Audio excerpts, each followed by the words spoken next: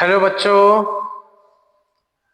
हम लोगों ने अपनी लास्ट सेकेंड क्लास में पढ़ा था पद परिचय के बारे में। इससे पहले पद परिचय की 2 क्लासेस हो चुकी हैं जिसमें हम लोगों ने विकारी शब्दों के बारे में पढ़ा है और पढ़ा है कि किन शब्दों का पद परिचय लिखने के लिए हमें क्या क्या चीजें उसके साथ इंक्लूड करनी पड़ती हैं। इसका एक छोटा सा हिस्सा भी बचा हुआ है, आज चर्चा करेंगे उसी छोटे से हिस्से पर। पद परिचय पढ़ते हुए हम लोगों ने 2 चीजें पढ़ी थी। एक ये कि शब्द के 2 भेद होते हैं, एक होता है विकारी शब्द और दूसरा होता है अविकारी शब्द। विकारी शब्दों के बारे में पढ़ते हुए हम लोगों ने पढ़ा था कि विकारी शब्द के 4 भेद होते हैं: संज्ञा, सर्वनाम, विशेषण, संज्ञा, सर्वनाम, विशेषण और क्रिया। अविकारी शब्द के भी 4 भेद होते हैं।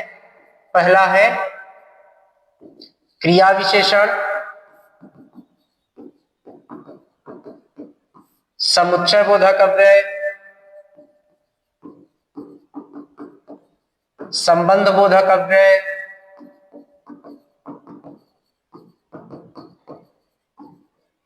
और विस्मयादि बोधक अव्यय। इनमें से संज्ञा, सर्वनाम, विशेषण और क्रिया पर हमारी चर्चा पूरी हो चुकी है। हमने ये भी पढ़ा है कि संज्ञा, सर्वनाम, विशेषण और क्रिया का पद परिचय लिखते हुए हमें किन चीजों को लिखना है। अब आज हम लोग पढ़ेंगे अविकारी शब्दों के बारे में, या इन्हीं को हम अव्यय कह सकते हैं। कहने का आशय यह है कि यदि आपकी परीक्षा में कोई अव्यय शब्द दिया जाए और आपसे पूछा जाए कि इस अव्यय शब्द का पद परिचय लिखना है तो आप क्या क्या लिखेंगे। सबसे पहले पढ़ेंगे हम क्रिया विशेषण के बारे में। क्रिया विशेषण ये एक अविकारी शब्द है। कहने का मतलब यह है कि यदि हम लिंग, वचन, कारक और काल में परिवर्तन करते हैं तो क्रिया विशेषण के रूप में कोई परिवर्तन नहीं होगा। अगर मैं यहां पर लिखूं कि घोड़ा तेज दौड़ता है, घोड़ा तेज दौड़ता है, तो यहां पर अगर मैं इस सेंटेंस को बहुवचन में लिखना चाहूं, ये एक वचन में लिखा हुआ है, अगर मैं इसे बहुवचन में लिखूं तो क्या हो जाएगा? हो जाएगा घोड़े तेज दौड़ते, घोड़े तेज दौड़ते हैं। ध्यान देने योग्य बात यह है कि अगर मैं यहां पर देखूं, इसके रूप में परिवर्तन हुआ है, इसके रूप में भी परिवर्तन हुआ है। क्यों? क्योंकि ये एक संज्ञा है और ये एक क्रिया है। संज्ञा और क्रिया दोनों विकारी शब्दों के अंतर्गत आते हैं, लेकिन यह जो शब्द है इसके रूप में एक वचन में भी तेज है और बहुवचन में भी तेज है। किसी तरीके का कोई परिवर्तन देखने को नहीं मिल रहा है। हमें क्रिया विशेषण के रूप में कोई परिवर्तन देखने को नहीं मिल रहा है। तो ये क्रिया विशेषण कैसा है? ये कैसा शब्द होता है? यह एक अविकारी शब्द होता है, मतलब लिंग, वचन, कारक और काल के बदलने पर इसके रूप में परिवर्तन नहीं होता है। और बात करेंगे कि क्रिया विशेषण है क्या, तो क्रिया विशेषण वे शब्द होते हैं जो क्या करते हैं? क्रिया की विशेषता बताने का काम करते हैं। तो क्रिया की विशेषता बताने वाले शब्दों को क्रिया विशेषण कहा जाता है। जैसे यहां पर आप देख रहे हैं, ये क्या लिखा हुआ है? घोड़ा तेज दौड़ता है। तो यहां पर क्रिया क्या है? दौड़ता है। कैसे दौड़ता है? तेज दौड़ता है। तो ये किसकी विशेषता बता रहा है? ये जो वाक्य में होने वाली क्रिया है उसकी विशेषता को बताने का काम कर रहा है कि ये क्रिया किस प्रकार से हो रही है। तो ऐसे शब्द जो क्रिया की विशेषता बताएंगे उन्हें क्रिया विशेषण कहा जाता है। क्रिया विशेषण के भेद की बात करें तो क्रिया विशेषण के कुल 4 भेद होते हैं। पहला है रीतिवाचक क्रिया विशेषण, रीतिवाचक क्रिया विशेषण। दूसरा है कालवाचक क्रिया विशेषण, कालवाचक क्रिया विशेषण। तीसरा है स्थानवाचक क्रिया विशेषण और चौथा है परिमाणवाचक क्रिया विशेषण। कुल 4 भेद होते हैं। पहला है रीतिवाचक। रीति का मतलब होता है तरीका, मतलब ऐसे शब्द जो क्रिया के होने के तरीके को बताते हैं, क्रिया किस प्रकार से संपादित की जा रही है, क्रिया के होने का तरीका क्या है, तो वहां पर रीतिवाचक क्रिया विशेषण होता है। अगर मैं यहां पर लिखूं कि हवा धीरे धीरे चलती है, हवा धीरे धीरे चलती है। अब यहाँ पर विशेषण क्या है, सॉरी यहाँ पर क्रिया क्या है, क्रिया है चलती है। चलती है क्रिया है। कैसे चलती है, तो धीरे धीरे चलती है। मतलब यहाँ पर क्रिया के होने का तरीका बताया जा रहा है। क्रिया चलती है और किस तरीके से चलती है, उसके होने का तरीका क्या है, तो तरीका है हवा के चलने का धीरे धीरे। मतलब रीतिवाचक क्रिया विशेषण में क्रिया के होने का तरीका बताया जाता है। और यदि हमें पता करना हो कि यहाँ पर रीतिवाचक क्रिया विशेषण होगा या नहीं, तो हमें कुछ नहीं करना है, क्रिया को पकड़ना है और क्रिया से एक सवाल पूछना है। सवाल पूछेंगे कैसे, अगर उसका जवाब मिल रहा है तो क्रिया विशेषण का प्रकार होगा रीतिवाचक। यहाँ पर इस वाक्य में अगर मैं देखूं तो क्रिया क्या है, चलती है। मैं क्रिया से पूछूंगा कैसे, तो बताएगा क्या, धीरे धीरे चलती है। ये धीरे धीरे क्या हो गया, रीतिवाचक क्रिया विशेषण। ठीक है, समझ में आ गया होगा। अब हम दूसरे भेद की ओर चलते हैं। दूसरा है कालवाचक क्रिया विशेषण। यहाँ पर आपने पढ़ा क्रिया के होने का तरीका बताया गया। यहाँ पर काल से ही पता चल रहा है। यहाँ पर क्या बताया जाएगा, क्रिया के होने का समय बताया जाएगा कि क्रिया कब हो रही है। अगर मैं लिखूं कल मैं कानपुर जाऊंगा, अब यहाँ पे समझिएगा मैंने क्या लिखा कि कल मैं कानपुर जाऊंगा। अब यहाँ पर क्रिया क्या है, क्रिया है जाऊंगा। अब अगर इससे क्या पता चल रहा है, ये हमारी क्रिया है, क्रिया के जाने होने का समय पता चल रहा है। समय पता करने के लिए हम क्या सवाल पूछ सकते हैं, हम सवाल पूछ सकते हैं कब। तो अगर मैं इस क्रिया से सवाल पूछूं, क्या लिखा है, क्रिया क्या है, जाऊंगा, कल मैं कानपुर जाऊंगा। क्रिया से सवाल पूछना है, जाऊंगा, कब जाऊंगा, कल जाऊंगा। ये क्या है, क्रिया के होने का समय बताया जा रहा है। तो ये क्या हो जाएगी, कालवाचक क्रिया विशेषण। तीसरा भेद है स्थानवाचक क्रिया विशेषण। यहाँ पर क्रिया के होने का समय बताया जाता है कि कोई क्रिया कब हो, यहाँ पर क्रिया के होने का स्थान बताया जाता है। समय की चर्चा तो हम पहले ही कर चुके हैं। यहाँ पर क्रिया के होने का स्थान बताया जाता है। मतलब अगर मैं उदाहरण लूं और लिखूं कि तुम यहाँ बैठो, तुम यहाँ बैठो, तो यहाँ पर ये क्या लिखा हुआ है, ये है क्रिया। और क्रिया के होने का स्थान क्या है, तो मुझे क्रिया से सवाल पूछना होगा। क्या सवाल पूछूंगा मैं पूछूंगा कहाँ। मैं क्रिया से सवाल पूछूंगा कहाँ। तो अगर मैं इसमें पूछूं तुम यहाँ बैठो, तो ये क्रिया है हमारी बैठो। मैंने बैठो से सवाल पूछा, कहाँ बैठो, तो बताएगा क्या, यहाँ बैठो। यहाँ किसको प्रदर्शित कर रहा है, स्थान को प्रदर्शित कर रहा है। इट डिनोट्स द प्लेस, ये स्थान के बारे में बता रहा है, इसलिए क्या हो जाएगी, ये स्थानवाचक क्रिया विशेषण हो जाएगा। और आखिरी है हमारा क्या, परिमाणवाचक क्रिया विशेषण। परिमाण का मतलब इससे पहले भी हम लोगों ने पढ़ा है। परिमाण शब्द हमारे पास पहले भी आए हैं जब हम विशेषण पढ़ रहे थे। परिमाण का मतलब क्या होता है, परिमाण का मतलब होता है मात्रा। मतलब यहाँ पर क्या बताई जाएगी, यहाँ पर क्रिया के होने की मात्रा बताई जाती है कि क्रिया कितनी मात्रा में हो रही है। ठीक है, हाँ, अगर मुझे ये पता करना हो कि कि ये परिमाणवाचक क्रिया है कि नहीं, तो मुझे सवाल क्या पूछना पड़ेगा, मुझे सवाल पूछना पड़ेगा कितना या कितनी। ठीक है, अगर मैं उदाहरण के द्वारा समझूं तो क्या हो जाएगा, अगर मैं लिखूं कि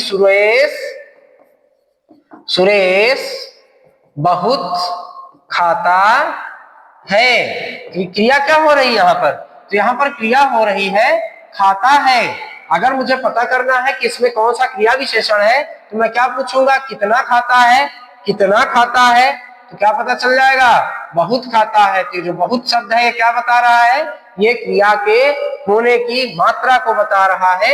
जब मात्रा के बारे में बताया जाएगा तो परिमाणवाचक क्रिया विशेषण होगा, जब क्रिया के होने की जगह के बारे में बताया जाएगा तो स्थानवाचक क्रिया विशेषण होगा, जब क्रिया के होने के समय के बारे में बताया जाएगा तो कालवाचक क्रिया विशेषण होगा, और जब क्रिया के होने का तरीका बताया जाएगा तो रीतिवाचक क्रिया विशेषण होता है। अब सबसे जरूरी चीज, सबसे इंपॉर्टेंट चीज जिसके बारे में हम लोग डिस्कस करते हैं क्या है वो, कि जब हम क्रिया का विशेषण का पद परिचय लिखते हैं, जब हम किसी क्रिया विशेषण पद का पद परिचय लिखते हैं तो उसका पद परिचय लिखते हुए हमें क्या क्या लिखना होगा। तो सबसे पहले हम क्या लिखेंगे, सबसे पहले लिखेंगे क्रिया विशेषण का भेद, रीतिवाचक, कालवाचक, स्थानवाचक या परिमाणवाचक जो भी वह है, सबसे पहले उसका भेद लिखेंगे।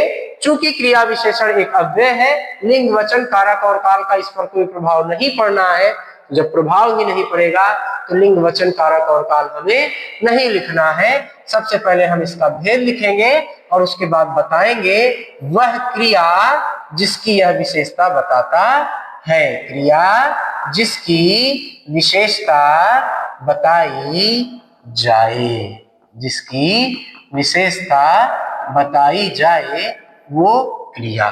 दो चीजें लिखनी है केवल और केवल, एक तो क्रिया विशेषण का भेद और दूसरा जिस क्रिया की वह विशेषता बताता है। ठीक है, तो ये क्रिया विशेषण हो गया। क्रिया विशेषण के बाद अगला, जब हम अगले अव्यय की बात करते हैं तो अगला अव्यय है हमारे पास समुच्चय बोधक अव्यय। क्या होता है समुच्चय बोधक अव्यय, समुच्चय का मतलब होता है जोड़ना। ठीक है, तो जो समुच्चय बोधक अव्यय होता है इसका काम क्या है, समुच्चय बोधक अव्यय दो शब्दों या दो वाक्यों या पदबंधों को क्या करता है, दो शब्दों या दो वाक्यों या दो पदबंधों को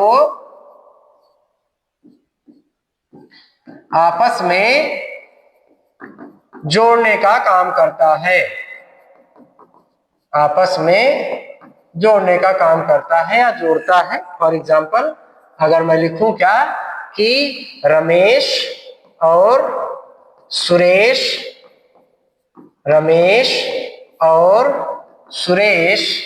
बाजार गए, ये क्या हो जाएगा, यहां पर ये जो समुच्चय बोधक अव्यय है और ये क्या कर रहा है, ये दो शब्दों को जोड़ रहा है। शब्द कौन कौन से हैं, रमेश और सुरेश। रमेश और सुरेश के बीच में एक शब्द आया हुआ है और ये क्या कर रहा है, इन दोनों शब्दों को जोड़ने का काम कर रहा है, तो ये एक समुच्चय बोधक अव्यय है। तो ये क्या कर रहा है, दो शब्दों को आपस में जोड़ रहा है। अगर मैं लिखूं कि रमेश बाजार गया जबकि सुरेश स्कूल गया।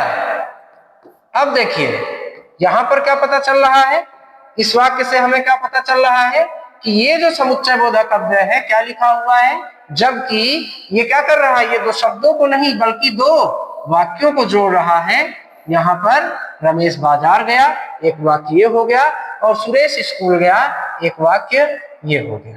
ठीक, तो जो समुच्चय बोधक अव्यय होते हैं वे क्या करते हैं, दो शब्दों या दो वाक्यों को आपस में जोड़ने का काम करते हैं। अगला है हमारा, अगर हम इसके भेद की चर्चा करें तो समुच्चय बोधक अव्यय के कितने भेद होते हैं, दो भेद होंगे। पहला होगा समानाधिकरण समुच्चय बोधक अव्यय और दूसरा होगा व्यधिकरण समुच्चय बोधक अव्यय। समानाधिकरण समुच्चय बोधक अव्यय और व्यधिकरण समुच्चय बोधक अव्यय, दो भेद हैं इसके। समानाधिकरण समुच्चय बोधक अव्यय वे होते हैं जो दो समान उपवाक्यों को आपस में जोड़ने का काम करते हैं।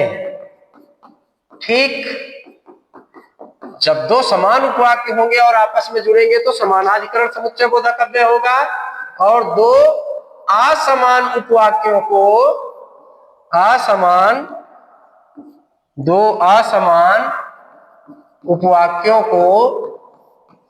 आपस में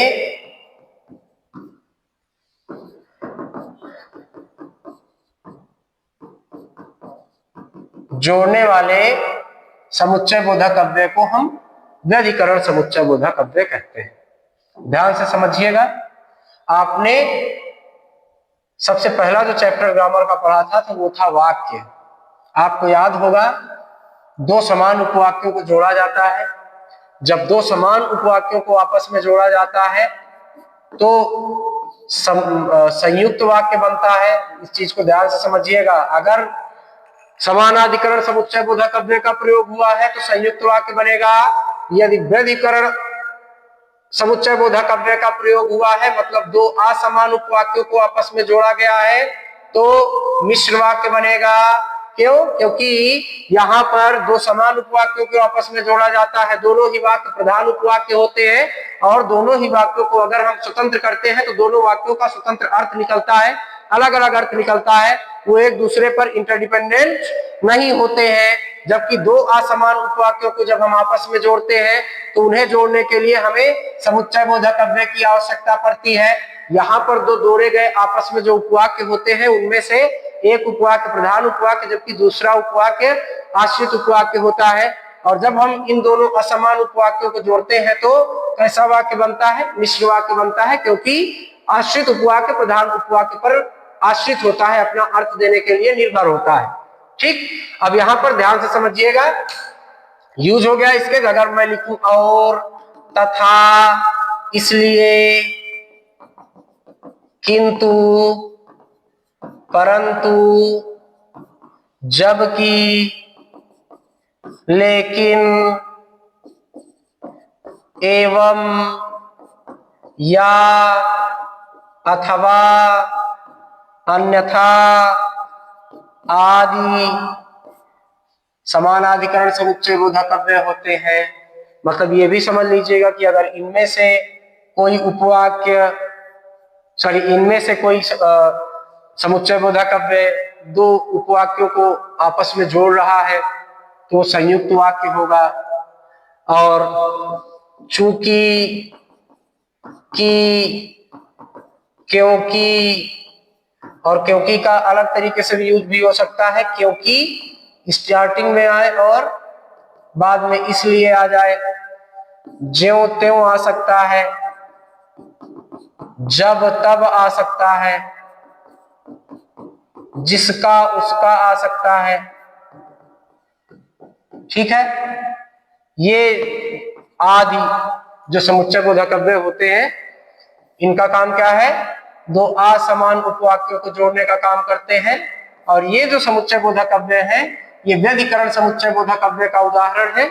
यदि इनमें से कोई समुच्चय बोधक अव्यय दो असमान उपवाक्यों को आपस में जोड़ रहा है, मतलब अगर इनमें से कोई समुच्चय बोधक अव्यय दो उपवाक्यों को जोड़ेगा तो इतना तो श्योर है कि वो दो उपवाक्य असमान होंगे, एक प्रधान होगा एक आश्रित होगा। अगर इनमें से कोई समुच्चय बोधक अव्यय आपको वाक्य में दिखाई देता है तो आप मान के चलिए कि वह वाक्य मिश्र वाक्य है। अब अगर हमें लिखना पड़े कि समुच्चय बोधक अव्यय का पद परिचय लिखना है तो समुच्चय बोधक अव्यय का पद परिचय लिखते समय हम क्या क्या लिखेंगे ये महत्वपूर्ण है। सबसे पहले हम क्या लिखेंगे? सबसे पहले लिखेंगे कि वह समुच्चय बोधक अव्यय का कौन सा भेद है, समानाधिकरण है या व्यधिकरण है। और उसके बाद उन दोनों चीजों को लिखेंगे, दो वाक्य या दो शब्द जिनको आपस में जोड़ा गया है। अगर हम इतना लिखते हैं, चूंकि लिंग वचन कारक और काल लिखने का कोई मतलब नहीं है, क्योंकि समुच्चय बोधक अव्यय है। लिंग वचन कारक और काल का कोई प्रभाव इस पर पड़ने वाला नहीं है। तो केवल भेद लिखना है और जोड़े गए दो उपवाक्यों या वाक्यों या शब्दों को आपस में जिनको जोड़ा गया है उनका उल्लेख करेंगे, बस हो गया। इसके बाद जो तीसरा टॉपिक है वो है हमारा संबंध बोधक अव्यय का। संबंध बोधक अव्यय क्या होते हैं? संबंध बोधक अव्यय वे होते हैं जो वाक्य के एक संज्ञा या सर्वनाम का, वाक्य की एक संज्ञा या सर्वनाम का वाक्य की दूसरी संज्ञा या सर्वनाम के साथ क्या करते हैं? संबंध बताने का काम करते हैं। उदाहरण के तौर पर लिखूं अगर मैं, तो मैं क्या लिख सकता हूं? उदाहरण के तौर पर मैं लिख सकता हूं कि मेरे घर के सामने, मेरे घर के सामने पेड़ है। देखिए क्या बताया परिभाषा मैंने कि एक संज्ञा या सर्वनाम का दूसरी संज्ञा या सर्वनाम के साथ संबंध बताया जाएगा। यहाँ पर संबंध मेरे घर और पेड़ के बीच में बताया गया है। संबंध बताने के लिए क्या प्रयोग किया गया? के सामने। ठीक है। अगर मैं लिखूं कि सोहन छत के ऊपर सो गया है। अब यहां पे देखिए क्या लिखा हुआ है, कौन सो गया है? सोहन। कहां सो गया है? छत के ऊपर। ठीक है। तो यहां पर सोहन और छत दो अलग अलग संज्ञा है और दोनों के बीच में संबंध बताने का काम किया जा रहा है। ठीक है। मैं लिखूं बिल्ली मेज के नीचे बैठी है। ठीक। बिल्ली और मेज के बीच में संबंध बताया गया है, बिल्ली मेज के नीचे। तो इस तरीके से जो ऐसे शब्द होते हैं के सामने, के ऊपर, के नीचे, के बगल में, के साथ, के पीछे, ये जो शब्द होते हैं इन्हें संबंध बोधक अव्यय कहा जाता है। कहने के तो इसके 14 भेद होते हैं, कुल 14 टाइप्स होते हैं। 14 टाइप्स आपको पढ़ने की आवश्यकता नहीं है। बस ऐसे शब्द यदि आ जाए जो एक संज्ञा सर्वनाम का दूसरे संज्ञा सर्वनाम के साथ संबंध बताते हैं तो हमें केवल उस शब्द को क्या करना है? हमें केवल उस शब्द को पढ़ना है और यह पता करना है कि यह एक समुच्चय बोधक संबंध बोधक अव्यय है। और हमें उसका पद परिचय लिखने के लिए क्या लिखना होगा? हमें उसका पद परिचय लिखने के लिए हम लिखेंगे उसका भेद। इसका कौन सा भेद है? और दो शब्द लिखेंगे जिनके बीच संबंध बताया जा रहा है। ठीक। आखिरी है प्रकार विस्मयादिबोधक अव्यय। विस्मयादिबोधक अव्यय क्या होता है? विस्मयादिबोधक अव्यय कोई भी ऐसी घटना घटित हो जाए जिसकी हमें उम्मीद ना हो, किसी भी तरीके के इमोशन को व्यक्त करने के लिए, चाहे कोई ऐसी घटना घटित हो जाए जिसकी हमें उम्मीद नहीं थी, खुशी से संबंधित हो, दुख से संबंधित हो, आश्चर्य से संबंधित हो, शाबाशी से संबंधित हो, घृणा या तिरस्कार से संबंधित हो, तो वो सभी विस्मयादिबोधक अव्यय के अंतर्गत आते हैं। मतलब मैं क्या कर सकता हूं? मैं बहुत ज्यादा आश्चर्यचकित हो सकता हूं और वो आश्चर्य उस शब्द के द्वारा मेरे एक्सप्रेशंस के थ्रू भी दिखाई देगा। हाँ, ऐसा हो गया, क्या पता चल रहा है? मैं आश्चर्यचकित हो गया, मैं आवश्यकता से अधिक क्या हो जाऊं? हर्षित हो जाऊं, आवश्यकता से ज्यादा खुश हो जाऊं। मुझे क्या हो जाए? मुझे दुख हो जाए, यानी कि मैं शोक प्रकट कर रहा हूं। कोई कैसा काम हो जाए कि मुझे किसी को शाबाशी देनी पड़ जाए, शाबाशी देनी पड़ जाए। ऐसे जो शब्द होते हैं या किसी को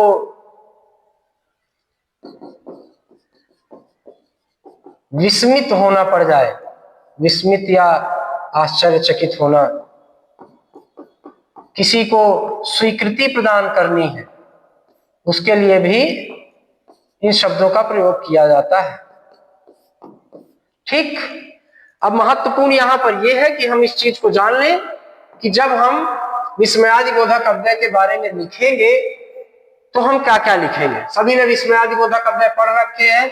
हमें बस यह पता करना है कि वो जो शब्द है वह वहां पर किस रिफरेंस में यूज हो रहा है, आश्चर्य को व्यक्त कर रहा है, खुशी को व्यक्त कर रहा है, या दुख को व्यक्त कर रहा है, शाबाशी या विस्मित होने के अर्थ को व्यक्त कर रहा है, या फिर स्वीकृति के अर्थ को व्यक्त कर रहा है। तो जब हम विस्मयादिबोधक अव्यय का पद परिचय लिखेंगे तो हमें क्या लिखना है? कुछ नहीं करना है। सबसे पहले तो हमें ये लिखना है कि यह विस्मयादिबोधक अव्यय है, और उसके बाद हमें उसका भाव लिख देना है कि यह आश्चर्य सूचक है, या फिर यह स्वीकृति बोधक है, दुख सूचक है, मतलब शोक बोधक भी लिख सकते हैं इसे, या हर्ष सूचक है।